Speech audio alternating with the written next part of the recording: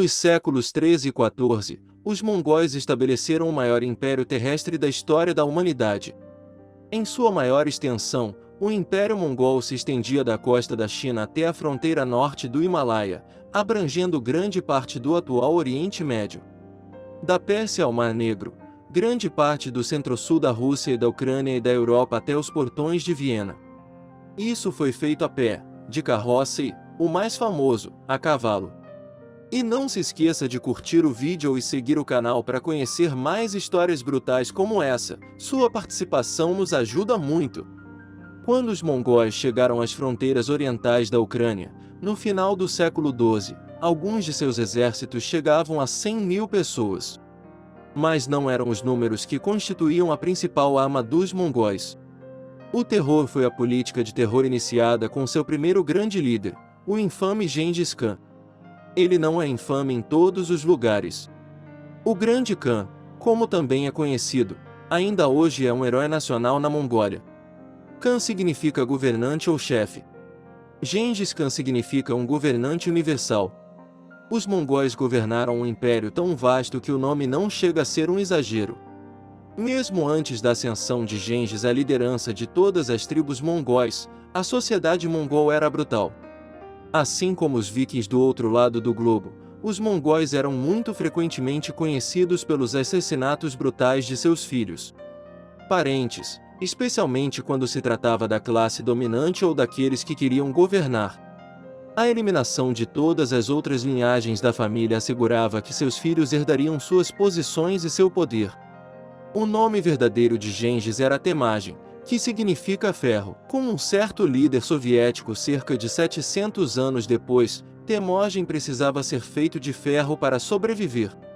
Ao contrário de Stalin, Temagem matou sua primeira pessoa aos 14 anos, que era seu meio-irmão. Muitas histórias sobre esse episódio contam que o meio-irmão mais velho de Gengis, Berer, roubou um peixe que Temagem matou para a refeição da noite e comeu tudo sozinho, recusando-se a compartilhar com sua família. Logo depois, Temagem seguiu Berer secretamente, esperando que ele ficasse sozinho, e então o matou com um dos famosos arcos recurvos mongóis. Outra versão da história acrescenta que Berer, como o irmão mais velho, começou a dar ordens às pessoas, o que causou ressentimento por parte de Temagem e de seu irmão mais novo Khazar. Pode ou não ter havido comida envolvida, mas, nessa versão, Temagem simplesmente usou a ganância de Betar como desculpa para matá-lo e passou a assumir o controle do clã. Isso não foi inesperado ou incomum. Ao descobrir a morte de Berer, a mãe do garoto basicamente deu uma bronca no filho assassino. A vida era difícil na época de Gengis Khan, que viveu por volta de 1162 a 1215 d.C. Gengis não se tornou o Khan de todos os mongóis até que ele tivesse cerca de 44 anos de idade. Mas, aos 20 anos, ele era um líder militar promissor no comando do exército de seu próprio clã.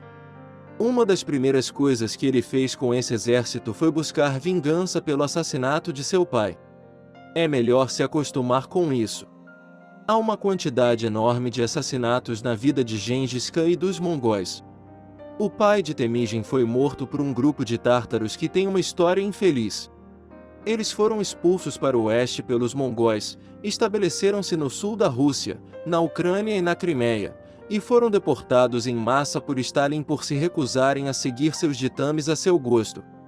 Centenas de anos antes, eles ficaram do lado errado de outro ditador, Gengis Khan, cujo pai havia sido envenenado pelos tártaros em um casamento.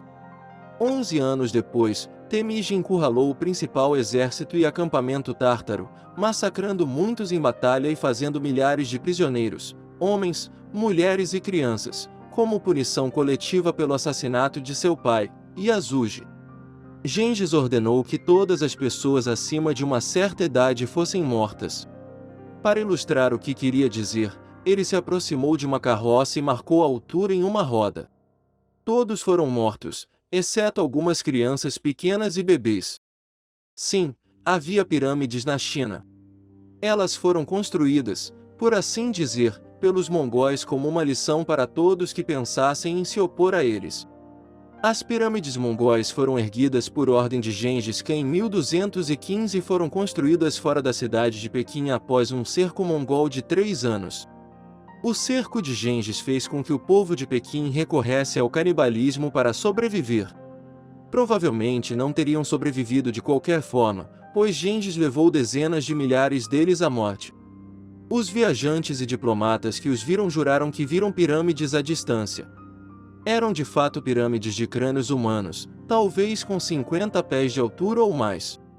E havia muitas delas durante a vida de Gengis e depois. Os mongóis seguiam um padrão regular. Ao se aproximarem de uma cidade inimiga, eles enviavam uma oferta junto com um aviso, que basicamente dizia: rendam-se e vocês ficarão relativamente ilesos. Resista e nós mataremos todos vocês. Estima-se que apenas durante a vida de Gengis, e seu tempo no topo foi relativamente curto, entre 5% e 10% da população mundial foi morta ou morreu como resultado de suas campanhas. Lembre-se, os mongóis viajavam a cavalo e suas principais armas eram a espada e o arco. Era um massacre sangrento, cara a cara. A aranha viúva negra fêmea come o macho após o acasalamento. De maneira muito semelhante, as filhas de Gengis Khan faziam o papel de viúva negra para aqueles com quem se casavam. O casamento entre os mongóis governantes e seus aliados e inimigos das estepes é muito semelhante ao que você deve ter lido sobre a Europa medieval. As filhas eram mercadorias.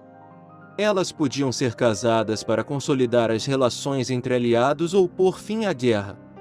No caso das muitas filhas de Gengis, elas podiam acabar com uma dinastia e iniciar outra com a qual se casar. A família do grande Khan conferia prestígio e poder ao noivo e à sua família. Geralmente, esse poder e prestígio tinham vida curta. Como pagamento pelo casamento com a família de Gengis, um governante tribal tinha de se livrar de todas as suas outras esposas. Seria a linhagem de Gengis que herdaria o trono. Não poderia haver concorrência. O noivo era então promovido ao alto comando nas linhas de frente, onde quase todos eram mortos. Então, quem governaria até que seus filhos tivessem idade suficiente? As filhas de Gengis. A cada morte, o império de Gengis se expandia. E ninguém se iludia sobre de quem suas filhas recebiam ordens. O povo Khorasan vivia na área ao norte do atual Irã e ao sul do Mar de Aral.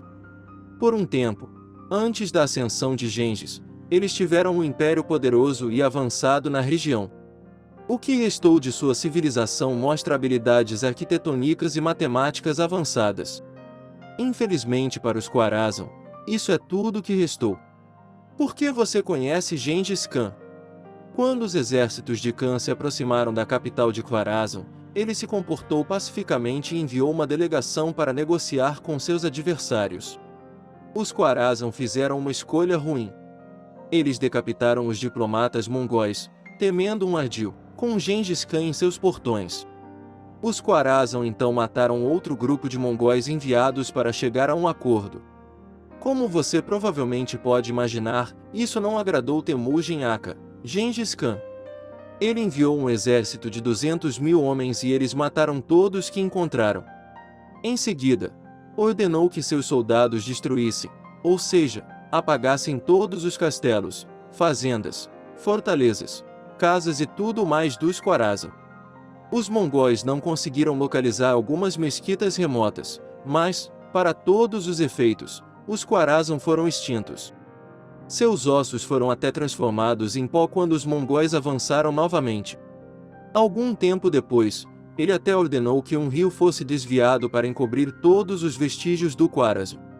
Em geral, tomar uma decisão ruim ao lidar com o grande Khan não era algo que você sobrevivesse a uma dessas situações para aprender. O povo Shashir, que vagava pelas estepes perto das fronteiras de Khorasan, aprendeu essa lição da maneira mais difícil, e raramente havia outra maneira.